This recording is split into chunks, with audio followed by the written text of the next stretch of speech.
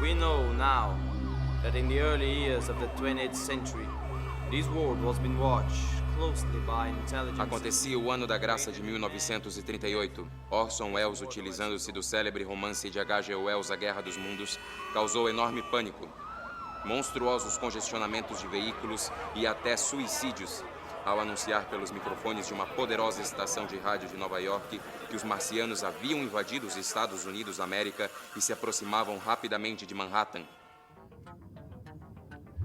Eu também. Com a autorização do meu chefe do Planeta Marte, eu entrei numa onda danada de promoção e falei que havia estado no planeta vermelho e havia sido declarado seu embaixador na Terra. Eu chegava em tudo quanto é boteco, nos botecos principais da ilha de Santa Catarina, e dizia assim: pessoal, não é para falar mal, mas eu sou um cidadão do Planeta Marte. Dia seguinte, e muitos outros, o jornalista Manuel de Menezes me fazia insistentes pedidos para comparecer na Rádio Jornal A Verdade, em seu programa Mesa Quadrada, a fim de prestar esclarecimentos sobre a minha viagem. Mesa Quadrada, com Manuel de Menezes, nesta sexta, 10 da noite. Mas me diga, normalmente quanto tempo dura essas suas viagens ao planeta vermelho? Normalmente dura uns 2, 3, no máximo 4, estourando uns 5 dias. O meu amigo Bitu Biriba me liga de uns 2 em 2 meses, 3 em 3. Daí a raça do ponto chique fica chiando. Pô, faz 2, 3 dias que tu não aparece aqui. Eu fico quieta, que faz uns 2, 3 dias que eu tava em mar.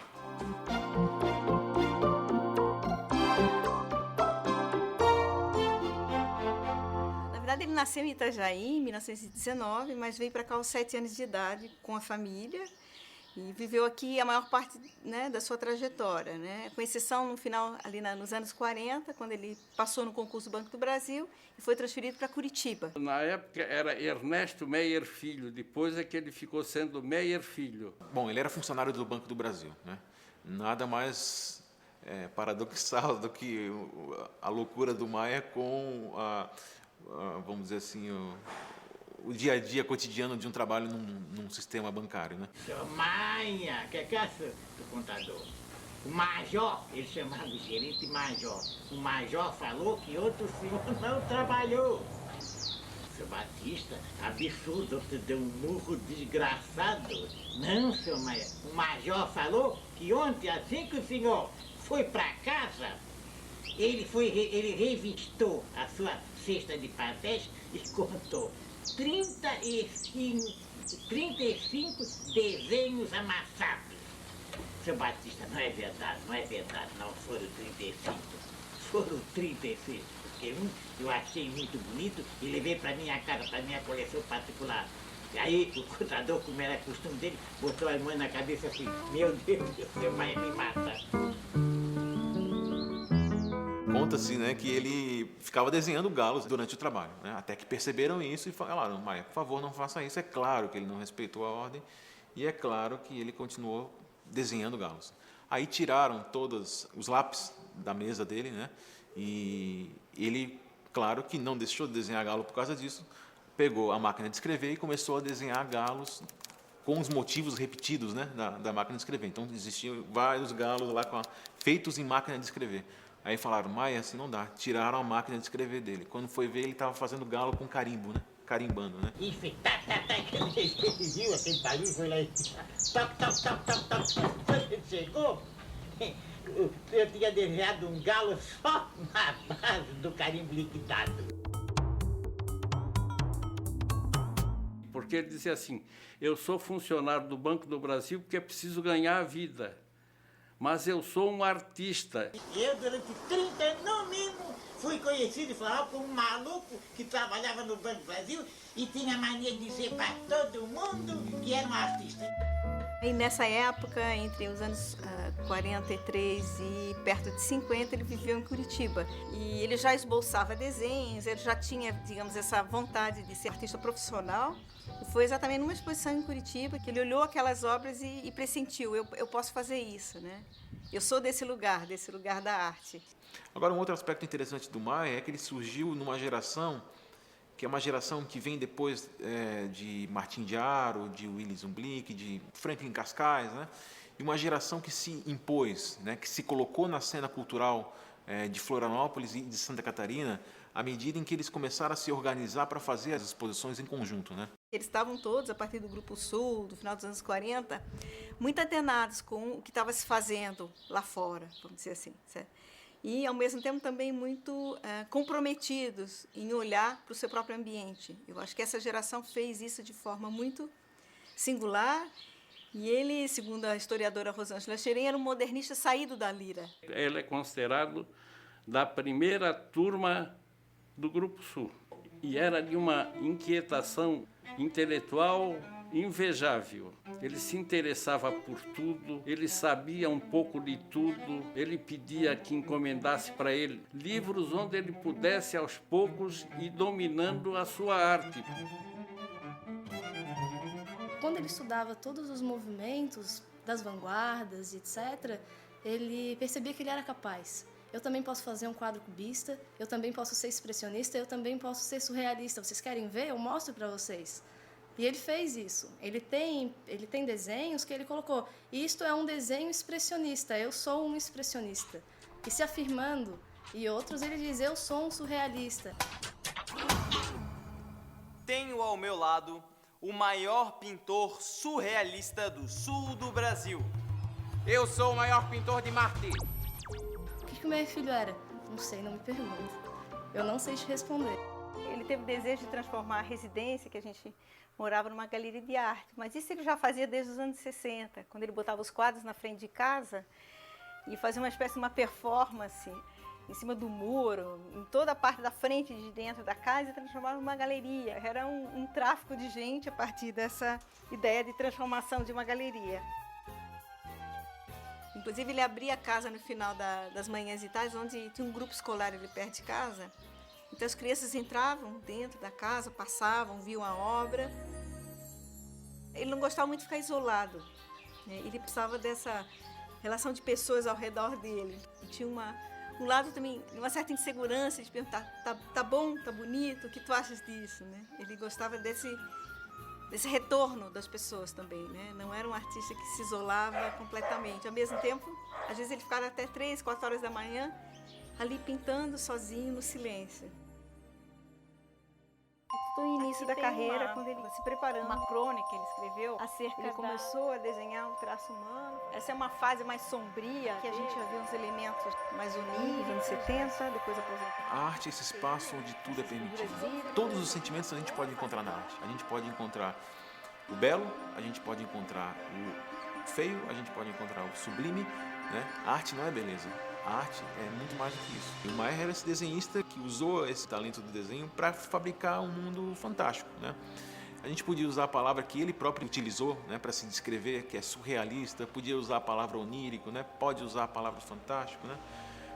Mas eu acho que Maier é Maier, né? Ele criou um mundo que é um mundo que pertence a ele, nenhum outro pintor ou desenhista vai fazer isso. O Maier, dentro do conhecimento que ele conseguiu formular, que ele conseguiu adquirir pela sua própria prática, pelo acesso talvez a livros e algumas informações de forma autodidata, ele conseguiu encontrar ali uma solução técnica e formal que dá conta do universo que ele queria criar. As cores dele são sempre cores ousadas, né? Ele não usava uma paleta do mundo real, né? Essa paleta das nossas mãos, do nosso corpo, dos prédios que a gente vê, né? Ele usava uma paleta de cores outra, que é desse mundo que ele vivia, né? E eu acho que o artista tem esse compromisso. Não é um ser genial, não é um ser superior a qualquer um outro, né? Mas é um ser que tem um papel, né, dentro da humanidade fundamental e essencial, que é pensar a natureza humana e criar novas formas de convívio, de percepção e de entendimento da realidade. Não quer dizer que ele estava à frente ou atrás do seu tempo. Eu acho que todo pintor, todo artista pertence ao seu tempo, não há nada de extraordinário nisso. Mas eu acho que ele é esse sujeito que conseguiu criar uma obra cujo vulto é o vulto do fantástico, do maravilhoso, do inacreditável, às vezes, né? Cheio de apelos eróticos, né? Às vezes, cheio de apelos sexuais. E eu acho interessante que ele teve a coragem de botar isso, né? Aqueles falos enormes que atravessam um quadro inteiro. Ele vendeu pouco a fase erótica, por razões óbvias, né? E realmente causou um frisson. Teve um movimento na cidade que reagiu contra a exposição. Então é evidente que não é uma exposição que vendeu quadros, mas foi um marco. Acho que talvez um marco político assim, dele, muito mais do que mercadológico. E acho que foi importante para ele, porque ele, no fundo ele gostava de causar esse tipo de polêmica. Assim. Toda a vida dele foi marcada por isso. Né? E ele ria muito, ele se divertia. Ele gostava de provocar, ele gostava da palavra provocar. Sou pintor, vírgula, mas não sou burro. Ponto e vírgula. Ele sabia do próprio valor. E, às vezes, como todo marciano, ele exagerava um pouco esse valor, mas não exagerava no sentido de diminuir os outros, para provocar. E tem a tal da figura do galo, que acho que é uma marca que ele usou muito como uma forma de marketing. Né? Ele tinha esse lado também marqueteiro, né? Sabia que ele precisava ter uma marca forte, mas talvez essa marca da figura do galo, que muitas das pessoas reconhecem a obra dele a partir dessa chave, talvez tenha sido muito limitadora. O galo é símbolo de 3 coisas importantíssimas. Ele dizia que é o símbolo da França, símbolo de Portugal e símbolo da pintura dele. Mas o galo é esse tema que chamava ele para o mundo, né? E que dizia, olha, aqui tem um motivo, esse galo imponente, né? Majestoso. Brigador, cantador, e que todas as manhãs acorda a si mesmo e ao outro, né? Então acho que é o símbolo de luta e de resistência dele. E além disso, o galo pertence ao folclore europeu, porque tem uma lenda europeia que diz assim, todo galo velho, quando antes de morrer, põe um ovo. E esse ovo, se for chocado, dele sai um dragão que fuzila as pessoas com um simples olhar. Tá. Eu prefiro só dizer que eu não gosto de encarcerar o Meyer com um pintor do galo, né? Embora essa possa ser uma constante, uma recorrência no trabalho dele, ou até uma fixação, porque eu acho que existe um universo mais amplo de elementos que constituem a obra dele e que são mais ricos. O Meyer tem toda uma outra produção que elimina completamente o galo e que vem para um mundo mais lúdico e mais sombrio. Essa primeira fase de Bico de Pena, homens e animais no mesmo corpo, um pouco desconhecido, que é o lado chargista, que é mais sombrio. quase comunista. Ele dizia assim, eu não sou dessa terra, eu sou de Marte, e a minha pintura, se vocês examinarem, difere de tudo que já se fez. E aí tu olha a obra e tu vê uma obra que ela tem uma coerência. Esse sujeito não é maluco, entende? Obviamente não era maluco, mas esse sujeito era um grande brincalhão, né? Mas também não era um brincalhão sem consciência do que estava fazendo, né? Quer dizer, não era um debochado por ser debochado. Esse sujeito realmente era um criador.